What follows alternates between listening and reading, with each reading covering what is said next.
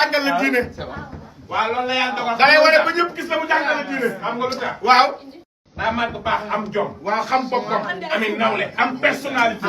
ami nawle. ji waaw dégg nga ami nawle waxaatal loolu. ami nawle. waaw kay Mbaye. bëgg lu baax. waaw kay. réew mi fexe na ba réew mi rek. Mbaye yi nga Ismaïla Mbaye. waaw ku baax ci réew mii. bala ngaa jëf dara. waaw jëf daa taxaw. ndax xam nga lu ma neex si moom. waaw. lebul dara. déedéet.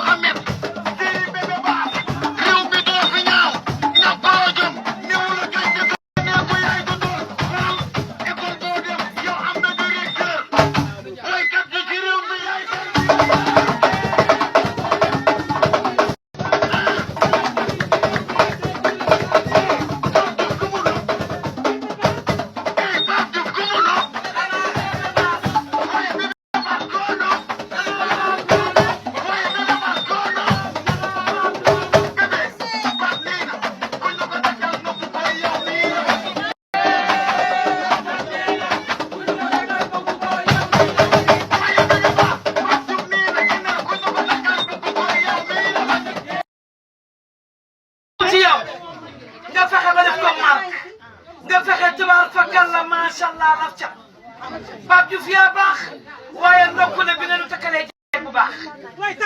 ana soose Paa ba ñu takkal bébé baas tubaab fakkal la Ami Mané ñëw nu bokk nooy baay mu teel Ami Mané ba tey ñuy takk Ami Mané nga teral Ami Mané million yi bari nga ko jox ñu ko bala laa kenn teral maa lay njëkk a teral dama ni du neex kon doo dem te du wax ak yow ndax yaa nekk ci Dakar Ndiaye dem sa doole boole ñu. insisté sama mag yaa gën dama ni tey lay leer Pape Diouf may na Ami Mané tey lay leer tey lay leer Pape Diouf may na Ami Mané tey lay leer.